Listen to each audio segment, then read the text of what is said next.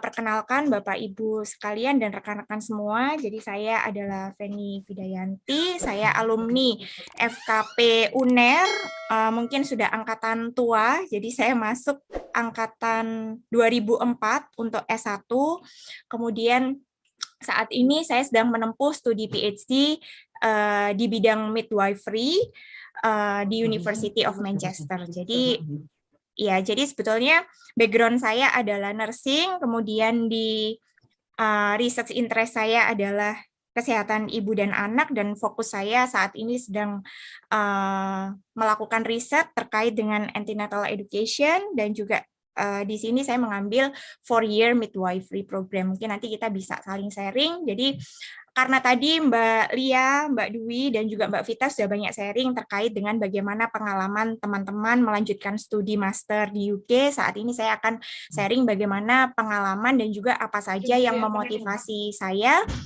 untuk melanjutkan studi di UK, seperti itu. Nah, tentunya di sini mungkin sebelum kita melanjutkan studi ke UK, teman-teman perlu memberikan banyak pertimbangan. Saya tadi sudah melihat di kolom chat sudah banyak sekali pertanyaan dari teman-teman sekalian seperti itu terkait dengan bagaimana, apakah ada culture shock ketika sampai di UK, apakah ada banyak hal yang harus dipersiapkan. Tentunya persiapan ini dimulai dari persiapan mental dan juga persiapan fisik ya, selain dari knowledge dan juga skill yang sudah dimiliki selama menempuh studi di Indonesia, seperti itu. Nah, di sini tentunya yang melatar belakangi saya secara pribadi untuk menempuh studi lanjut PhD di bidang midwifery nursing karena saya ingin membangun international network, seperti itu. Jadi impact terbesar sebetulnya yang dirasakan ketika kita studi di luar negeri adalah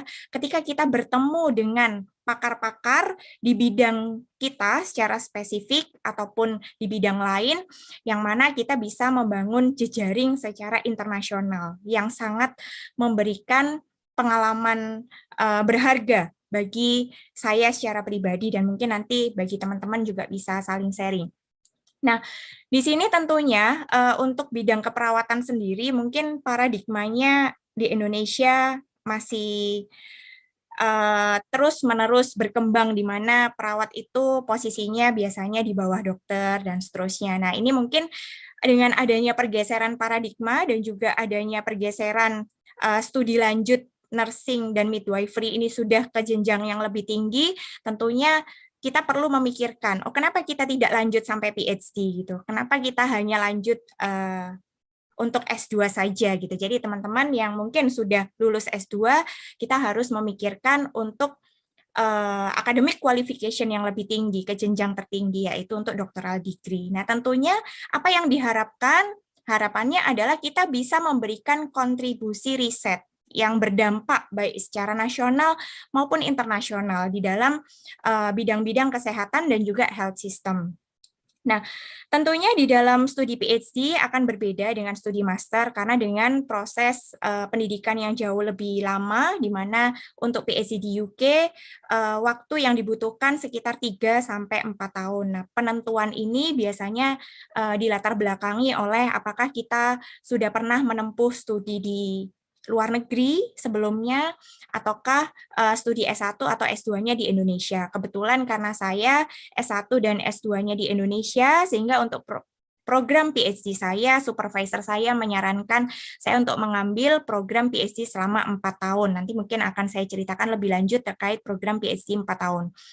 Kemudian di dalam PhD kita juga akan mengidentifikasi apakah ada sesuatu yang baru yang bisa kita temukan. Di sini tentunya ada riset novelty, ada contribution to the knowledge ataupun practice. Jadi kita harus memikirkan dari project riset kita ini bisa berkontribusi apa saja dari sisi knowledge maupun dari sisi practice.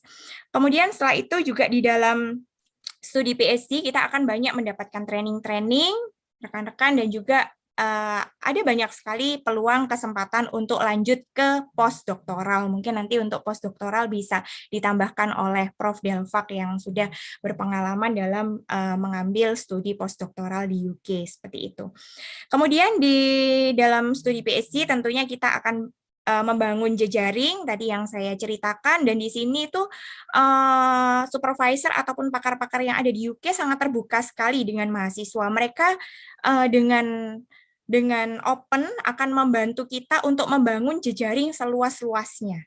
Jadi seperti saya selaku mahasiswa baru, supervisor saya selalu memperkenalkan saya dengan rekan-rekan beliau yang merupakan profesor-profesor di bidang midwifery, di bidang nursing yang memang sangat ahli. Mereka membangun framework terkait dengan kesehatan ibu, kesehatan anak, dan saya selalu dipertemukan dengan orang-orang baru yang harapannya dengan bertemu orang baru ini saya mendapatkan insight, saya bisa membangun networking, dan nantinya kita akan menjadi researcher yang reputable di tingkat nasional maupun di internasional, seperti itu.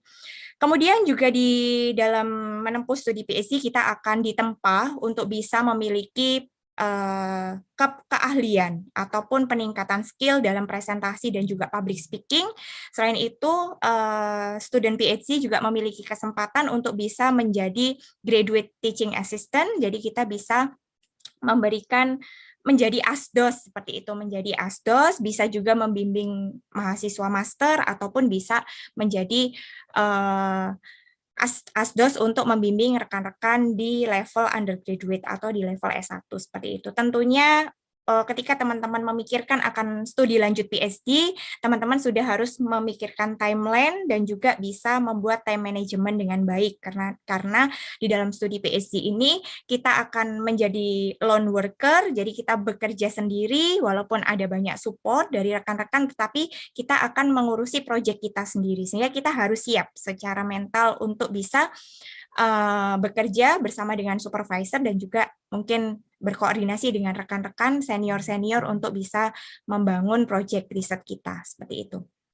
Nah, tentunya bagaimana gambaran dari program PhD seperti yang saya jelaskan sebelumnya, mungkin di UK ini dan juga secara internationally, PhD ini kita ketahui adalah level level tertinggi dari pencapaian academic qualification, seperti itu. Walaupun nanti kita masih bisa mengikuti program-program postdoktoral, tetapi secara degree PhD ini adalah level yang tertinggi, seperti itu. Nah, di sini di UK itu programnya 3-4 tahun dan juga ada full time dan part time. Nah, nanti kalau teman-teman ingin mengambil part time bisa lebih lama lagi. Kalau 3-4 tahun tuh untuk program full time. Tapi kalau teman-teman misalnya sambil bekerja, oh, saya pengen kerja sebagai perawat atau midwife di luar negeri, tapi saya juga pengen studi lanjut PhD, maka bisa menempuh PhD selama 6-8 tahun, seperti itu. Nah, kemudian di dalam studi PhD kita akan diawali dengan proses literatur review. Jadi pasti kita selama 1 tahun pertama itu mungkin nanti Mas Abdul Qadir juga bisa cerita bagaimana pengalamannya melakukan literatur review. Jadi kita harus menemukan adanya research gap, adanya novelty, ada kontribusi yang akan diberikan ke dalam ilmu pengetahuan ataupun ke bidang riset kepakaran kita, seperti itu. Jadi kita harus betul-betul memiliki pengetahuan yang luas dan juga bisa menggali novelty, seperti itu. Jadi apa sih yang baru seperti yang bisa kita tawarkan. Kemudian tentunya kita juga harus melakukan riset, original research, dan juga akan menghasilkan tesis yang nanti akan disusun sebagai disertasi, dan di dalam PhD kita ada yang namanya viva. Jadi viva ini adalah ujian, biasanya di UK ada tiap tahun ada ujiannya, jadi mulai dari tahun pertama nanti ada first year annual review, kemudian tahun kedua itu juga second year annual review, tapi ada juga yang menyebutkan second year viva, kemudian nanti ada final viva exam.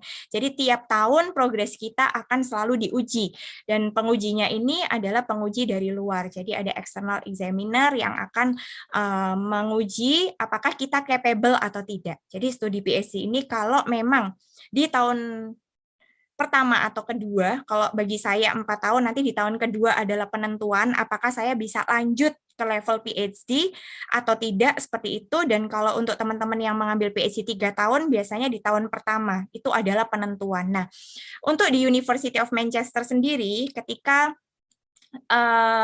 untuk program 4 tahun, apabila tahun kedua itu dianggap belum capable untuk bisa melanjutkan di studi PhD, maka biasanya akan ditransfer ke MPhil, jadi ke Master of Philosophy. Tetapi kasusnya sangat jarang sekali, karena kita dibimbing oleh supervisor yang luar biasa, tentunya mereka sangat mensupport kita, dan kita juga akan selalu dibantu seperti itu.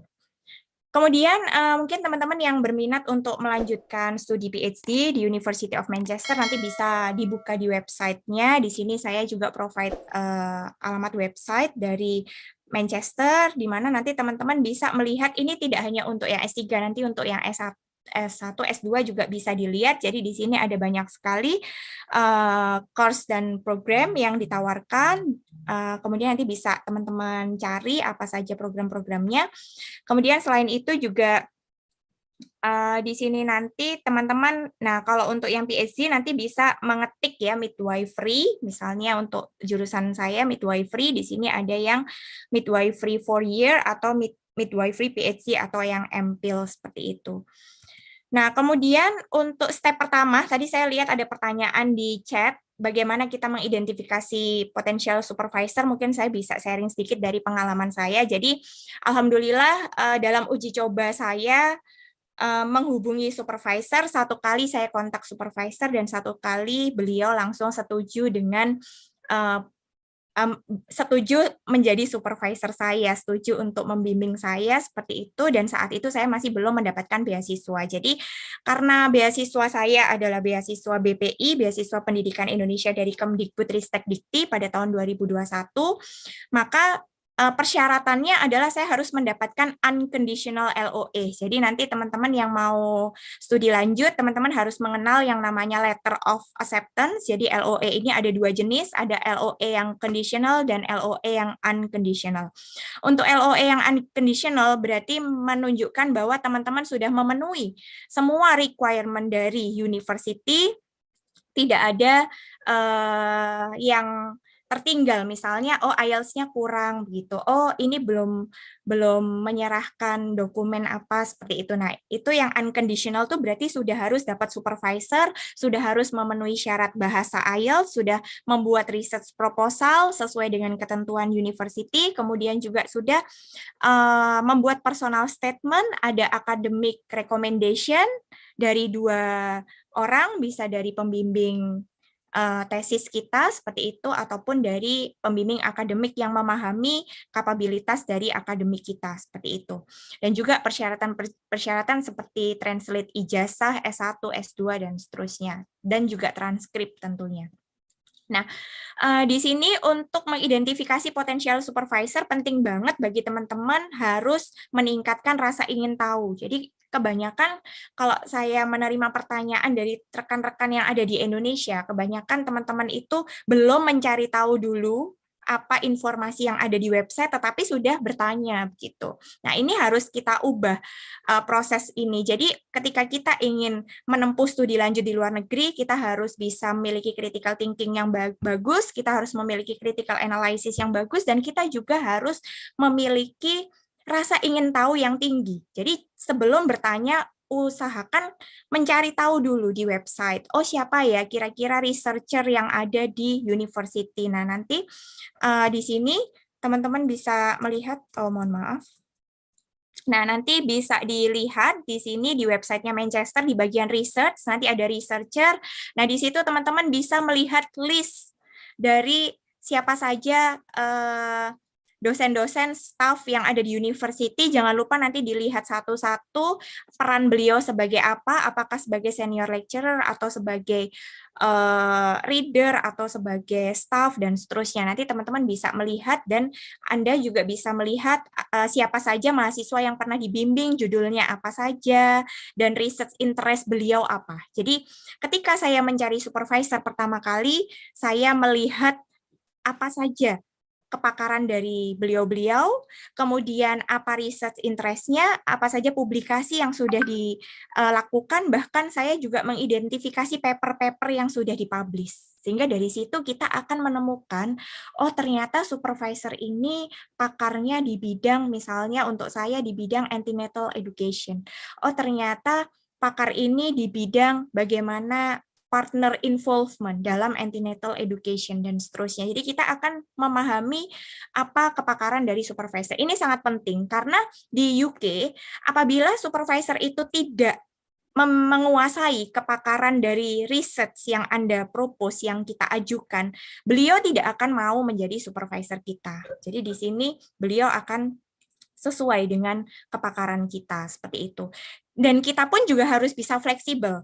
Nah, seperti saya secara pribadi, saya baru membuat research proposal setelah saya menemukan supervisor seperti itu yang cocok. Jadi saya rasa beliau ini cocok dengan research interest saya, overlap, kemudian saya baru membangun proposal seperti itu. Sehingga ketika kita ajukan proposal kita kepada beliau, beliau langsung tertarik karena memang sesuai dengan bidang kepakaran beliau. Jadi kita bisa mengontak melalui email. Kita bisa email melalui email universitas. Jadi ketika kita membuka di kolom researcher tadi, kita akan menemukan list potential supervisor dan kita bisa menghubungi melalui email tersebut. Nah, ketika menghubungi juga ada tipsnya, teman-teman jangan langsung memperkenalkan diri, saya adalah Feni Vidayanti, saya ingin melanjutkan studi PhD dan seterusnya. Tidak seperti itu, tetapi kita memiliki pendekatan khusus, sehingga karena supervisor tuh menerima ratusan ribuan email dalam satu harinya, jadi tidak ada waktu untuk membaca hal-hal yang tidak penting seperti itu. Jadi kita harus straightforward, kita menyampaikan, misalnya saya membaca paper Anda, kita bisa cari paper yang terbaru, kemudian dari paper Anda ini saya temukan adanya gap, ada further recommendation yang mana saya tertarik untuk melanjutkan dari rekomendasi riset Anda seperti itu, dan kita sampaikan problem yang ada di Indonesia seperti ini, kemudian saya ingin mempropos riset ini. Apabila Anda setuju, mungkin Anda bisa membimbing saya untuk melanjutkan studi PhD di University of Manchester. Nah, itu akan sangat menarik bagi supervisor seperti itu. Tapi nanti mungkin di kesempatan yang lain kita bisa berdiskusi karena jalur PhD itu ada banyak. Jadi saya ini jalurnya yang jalur yang lurus, maksudnya jalur yang tidak potong kompas, karena sebetulnya ada yang jalur agak potong kompas, artinya kita bisa melihat vacancy yang dibuka oleh supervisor, jadi supervisor itu juga mencari student, seperti itu. Biasanya di findphd.com itu teman-teman bisa melihat peluang opportunity untuk bisa lanjut PhD melalui PhD vacancy. Nah, di situ keuntungannya kita tidak perlu membuat proposal dari nol, karena kita mengikuti project supervisor. Mungkin nanti Prof. Delfak dan rekan-rekan yang lain, Mas Abdul Qadir dan Mas Satria atau yang lain bisa sharing mengenai proses PhD vacancy yang memiliki pengalaman dari PhD vacancy seperti itu. Kemudian untuk syarat PhD di UK, khususnya di University of Manchester, teman-teman di sini kita harus melihat apa saja. Jadi kita akan membuat research proposal 2.500 kata plus minus 10% dengan komponen-komponen yang sudah dijelaskan di dalamnya. Kemudian ada personal statement. Personal statement ini juga sudah ada panduannya, komponen apa saja yang masuk. Kemudian juga ada CV kita yang terbaru, kemudian transkrip dan juga academic qualification, ijazah, sertifikat, dan seterusnya itu akan kita lampirkan, termasuk juga IELTS. Nah, untuk PhD di sini saya mengambil PhD yang 4 tahun di midwifery, sehingga sebetulnya PhD ini ditujukan bagi rekan-rekan yang S1, S2-nya mungkin tidak di UK, seperti itu. Jadi has not studied in the UK before. Kemudian untuk skor IELTS, biasanya untuk program di Manchester, itu alhamdulillah mereka requirement-nya tidak setinggi di beberapa universitas yang lain. Kalau di London rata-rata sudah minimal 7, 7,5. Kalau di Manchester masih 6,5. Jadi teman-teman nggak usah takut. Insya Allah dengan IELTS 6,5, tetapi dengan each band tidak boleh kurang dari 6, itu biasanya teman-teman aman bisa daftar untuk apply S3. Mungkin itu tadi gambaran dari bagaimana proses aplikasi dari PhD dan apa saja yang dibutuhkan. Sekarang saya lanjut ke career opportunities. Jadi mungkin teman-teman yang belum berminat untuk melanjutkan studi di UK juga perlu mempertimbangkan untuk bagaimana peluang jenjang karir sebagai perawat ataupun bidan ataupun healthcare worker di UK, karena di sini peluangnya sangat menjanjikan, terutama dari sisi salary atau dari sisi gaji ya teman-teman ya, yang sangat tinggi untuk mendapatkan salary di UK ini sebagai nurse. Nah, di sini saya menyediakan link untuk teman-teman sehingga teman-teman bisa mengeksplor nanti bagaimana sih kalau kita ingin melanjutkan karir sebagai nurse di UK seperti itu. Nah, di sini kita lihat Indonesia itu masih di peringkat terbawah. Jadi kalau di sini kita lihat ya, staf NHS, jadi stafnya NHS tuh kayak mungkin Departemen Kesehatan gitu ya kalau di UK. Nah, di sini ini staf kesehatan dari Indonesia tuh sangat minimal sekali. Kita kalah dari Filipina, seperti tadi yang disampaikan oleh Prof. Delva, dengan semakin meningkatnya kebutuhan dari rekrutmen perawat dan juga midwife di UK, ternyata yang mengisi itu justru lebih banyak dari Filipina, seperti itu, India. Nah, Filipina dan India ini memang bahasa Inggrisnya sangat bagus sekali, seperti itu. Mereka banyak terlatih untuk bahasa Inggris, praktisnya juga sering, sehingga mereka skill bahasa Inggrisnya bagus. Nah, ini adalah skill utama, karena tadi yang disampaikan oleh Prof. Delvak dan juga rekan-rekan ya, bahwa kalau dari sisi keterampilan kita nggak kalah kok dengan rekan-rekan yang ada di internasional gitu. Jadi skill itu kita sangat skillful. Ibaratnya perawat bidan yang sudah senior sambil merem aja sudah bisa nginfus gitu ya. Sebenarnya nggak merem beneran ya. Cuman artinya sudah sangat skillful sekali gitu ya. Kalau dibandingkan di UK kadang-kadang skillnya ya masih agak berbeda gitu. Tetapi di sini kemampuan bahasanya itu bagus seperti itu. Komunikasi, profesionalisme itu juga sangat bagus sekali. Nah, sehingga mungkin teman-teman juga perlu membuka wawasan gitu untuk bisa melanjutkan kerja di UK, terutama teman-teman yang sudah lulus S1, sudah lulus S2, atau bahkan sudah lulus S3. Kalau teman-teman pengen apply, nanti bisa membuka di websitenya www.gov.uk bagaimana cara mengurus visa sebagai healthcare worker. Jadi karena nurse dan juga midwife ini merupakan skill worker, jadi pekerja yang profesional seperti itu, maka eligibility kriterianya itu akan berbeda dengan worker visa saja seperti itu. Jadi tentunya ada syarat-syarat ketika teman-teman ingin bekerja di UK apa saja ya gitu teman-teman, paling tidak qualified sebagai dokter, sebagai perawat ataupun sebagai health professional gitu ya. Kemudian juga pernah mempunyai pengalaman bekerja di Indonesia ataupun fresh graduate sebenarnya nanti bisa juga. Kemudian juga di sini yang penting ketika teman-teman ingin melamar kerja di UK dengan menggunakan healthcare worker visa, teman-teman sudah harus memiliki certificate of sponsorship. Jadi ibaratnya seperti kita mau studi di UK, kita harus mendapatkan LOE. Nah, ini adalah surat saktinya ketika teman-teman mau kerja di UK, teman-teman harus sudah diterima di tempat kerja di UK. Itulah mengapa nanti saya akan membahas terkait dengan kerjasama agensi. Jadi sebetulnya agensi ini akan sangat membantu sekali, di mana agensi ini bisa membantu untuk mencarikan kita pekerjaan dan bisa mengeluarkan certificate of sponsorship, sehingga nanti kita bisa mengurus visa worker.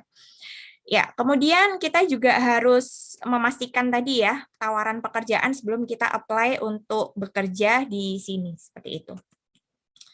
Nah, tentunya aspek utama yang harus kita perhatikan adalah kemampuan bahasa Inggris. Teman-teman nggak usah takut sih sebenarnya ya, untuk kemampuan bahasa Inggris tuh banyak ke praktis. Jadi semakin banyak teman-teman praktis, semakin banyak teman-teman akan mendapatkan skor yang tertinggi. Jadi kalau saya bandingkan generasi X, Y, Z, generasi Z itu kemampuan bahasa Inggrisnya luar biasa sekali.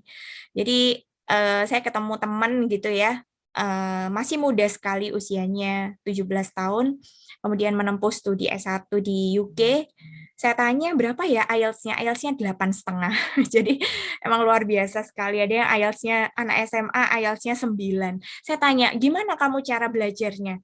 Nggak pernah belajar. Saya cuma nonton YouTube. saya nonton movie, saya sangat suka dengan bahasa Inggris. Jadi ketika kita senang dengan sesuatu dan kita immerse di dalamnya, itu kita akan lebih mudah untuk mendapatkan skor yang tinggi. Jadi bahasa Inggris itu adalah praktis ya, bukan bukan sesuatu hal yang dipelajari secara saklek. Jadi kalau teman-teman pengen menguasai bahasa Inggris, banyak praktek. Nah, di sini untuk kemampuan bahasa Inggris, memang di website dari UK Government sendiri menjelaskan teman-teman yang ingin mendapatkan healthcare worker visa ini harus memiliki Secure English Language Test. Jadi SELT. Dia tesnya adalah SELT. Jadi tes SELT ini saya cek di Jakarta ada satu ya teman-teman. Ini saya lampirkan di link di bawah. Jadi nanti teman-teman bisa explore sendiri bagaimana proses dari seleksi ataupun tes SELT ini sendiri seperti itu.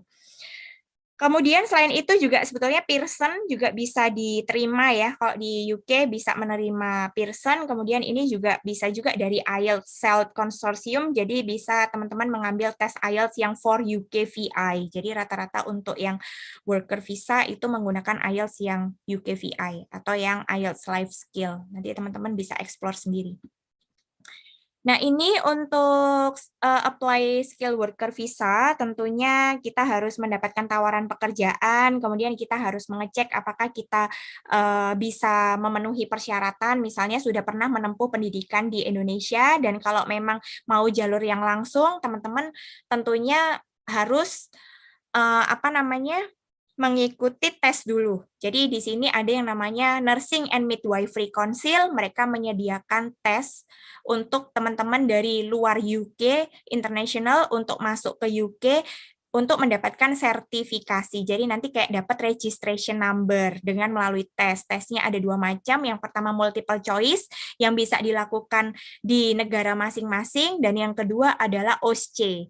OSCE-nya dilakukan di UK seperti itu. Nah, tetapi ada jalur-jalur yang lain juga teman-teman melalui magang, higher education. Nah, itu nanti yang bisa dimanfaatkan oleh teman-teman. Tetapi saran saya kalau teman-teman memang berminat, kita bisa memulai dari level yang paling basic, yaitu menjadi support worker atau healthcare assistant. Jadi teman-teman nggak harus memiliki kemampuan yang sangat tinggi sekali seperti yang tadi saya jelaskan ya. Kalau untuk apply sebagai support worker itu bisa lebih rendah untuk kualifikasinya. Tapi nanti jadi support worker itu kayak asisten perawat gitu teman-teman. Jadi di sini tuh ada support worker sebagai healthcare assistant, kemudian ada nursing associate. Nursing associate itu di bawahnya dari registered nurse, dan yang tertinggi itu ada registered nurse. Nanti masih ada lagi advanced specialist nurse dan seterusnya. Jadi jenjangnya sangat banyak. Kalau teman-teman berminat bisa mulai dari support worker. Support worker pun gajinya sangat tinggi ya teman-teman. Nanti mungkin bisa kita bahas selanjutnya. Ya, mungkin itu yang bisa saya sampaikan. Mungkin motivasi saya kepada teman-teman. Teman-teman pasti punya mimpi, dan jangan hanya bermimpi, tetapi kita juga harus berusaha untuk mewujudkan mimpi tersebut disertai dengan doa. Insya Allah kita akan dimudahkan. Sampai jumpa di kesempatan yang berikutnya. Semoga apa yang saya sampaikan bisa bermanfaat. Mungkin